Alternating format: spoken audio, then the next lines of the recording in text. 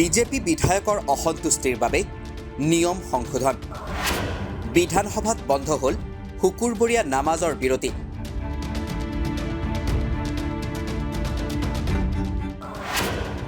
নতুন সিদ্ধান্তৰ পাছতেই মিশ্ৰিত প্ৰতিক্ৰিয়া শাসক বিৰোধীৰ।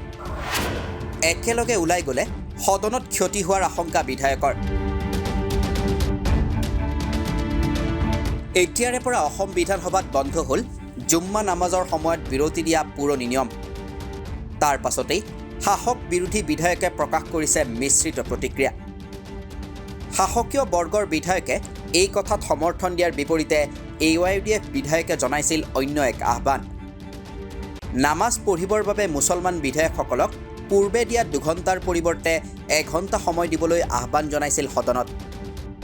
কিন্তু সেই আহ্বানক নস্যাৎ কৰি সদনত পাৰিত হ'ল নতুন নিয়ম। বিধায়কগৰাকীৰ অভিযোগ যে মুছলমান বিধায়কে সপ্তাহত নামাজ পঢ়িবৰ বাবে সুবিধা পোৱাটো নিবিচাৰে বিজেপি বিধায়কে।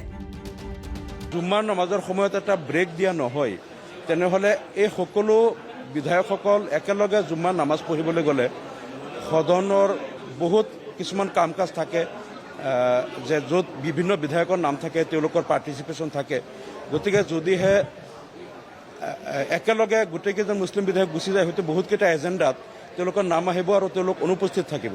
সেইকাৰণেই এইটো পূৰ্বৰ পৰাই জুম্মাৰ নামাজৰ সময়টো এটা বিৰতি আগৰ পৰা দিয়া হৈছিল। আৰু ৰুলছ কমিটিত ময়ো এই কথাবিলাক কৈছোঁ লাগিলে ইয়াত 2 ঘণ্টা নালাগে, 1 ঘণ্টা দিয়ক। 12টাৰ পৰা 1টাৰ ভিতৰত হ'লেই নামাজটো সাধাৰণতে খুতবাটো 12:30টাৰ পৰা 1টা বা 1টা 5-10ৰ ভিতৰত হৈ যায়। এই টাইমটো দিলেও হয়, কেতিয়াবা এনেও লাঞ্চ ব্ৰেক কেতিয়াবা কিবা হেৰি হয়।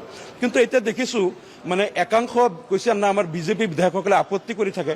বিজেপি বিধায়কসকলৰ কথা হ'ল যে মুছলমানসকলে তেওঁলোকৰ এটা সাপ্তাহিক প্ৰেয়াৰৰ সুবিধাটো কিয় পাব? আমি তেওঁলোকক সুবিধা দিব নালাগে, অসুবিধা দিলে তেওঁলোকে মনত শান্তি পায়। মানে বিজেপি বিধায়ক কিছুমান যিবিলাকে উদ্যোগক খুচি থকাটো আমি এনেকুৱা বুজিলোঁ, তেওঁলোকৰ কোনো প্ৰব্লেমটো হোৱা নাই, অসাংবিধানিক কথাটো হোৱা নাই, ভাৰতৰ সংবিধানৰ বিৰোধী কথা হোৱা নাই। আমিনুল ইছলামৰ এই অভিযোগৰ বিপৰীতে ভৱেশ কলিতাই কোনো মুছলমান বিদ্বেষৰ বাবে এই ব্যৱস্থা কৰা নাই বুলি মন্তব্য কৰিছে। সেই ওপৰত আমাৰ কোনো বিৰোধ নাই। ময়ো এটা সনাতন সংস্কৃতিৰ ব্যক্তি। মই প্ৰতি বৃহস্পতিবাৰে নামঘৰত যাওঁ। মোৰ ঘৰত ত্ৰিসন্ধ্যা হেৰি হয়, ৰাতিপুৱা উঠি গা ধোৱাৰ পিছত মই নামঘৰত যাওঁ। ঘৰত থাকিলে দুপৰীয়া যাওঁ আৰু ইভিনিং যাওঁ।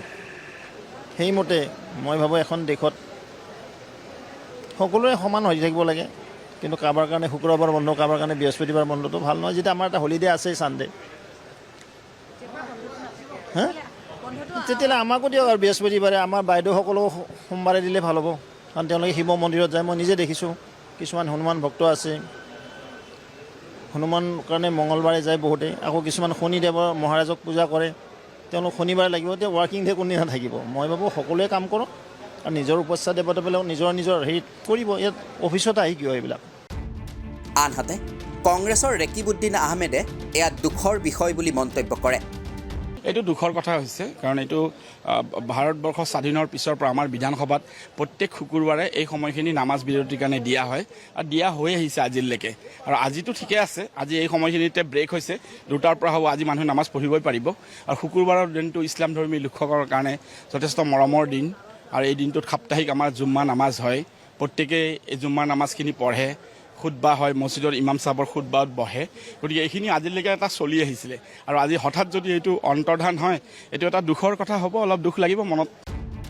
আনহাতে এই কাৰ্যক আদৰণি জনোৱা নাই বুলি মন্তব্য কৰে বিধায়ক ৱাজেদ আলী চৌধুৰীয়ে।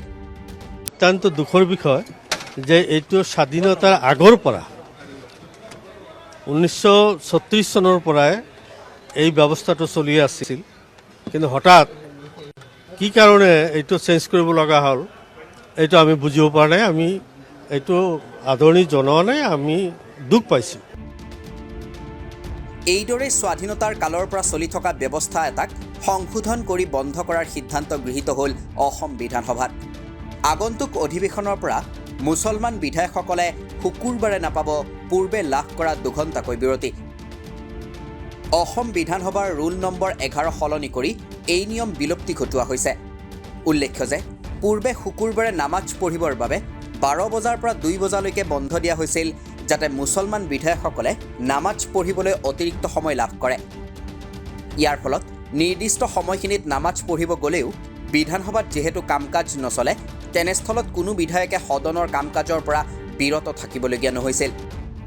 কিন্তু এতিয়াৰে পৰা নতুন নিয়ম কাৰ্যকৰী হ'লেই বিধানসভাৰ কাম কাজ চলি থকা অৱস্থাত নামাজ পঢ়াৰ পৰা বিৰত থাকিবলগীয়া হ'ব মুছলমান বিধায়কসকল। আৰু যদিহে নামাজ পঢ়িবলৈ যায় তেন্তে সদনৰ কাম কাজৰ পৰা বিৰত থাকিবলগীয়া হ'ব।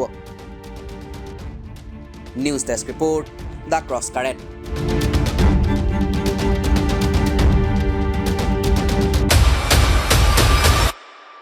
তথ্যৰ ভিত্তিত বিশ্লেষণ, যুক্তিৰ আধাৰত সিদ্ধান্ত। দি ৱাইৰৰ national affairs editor Sangeeta Barua পিছৰতিৰ বিশেষ অনুষ্ঠান নিৰ্ণয় প্ৰতি সোমবাৰৰ পৰা বৃহস্পতিবাৰলৈ নিশা 9 বজাত কেৱল দি ক্ৰছ কাৰেণ্টত।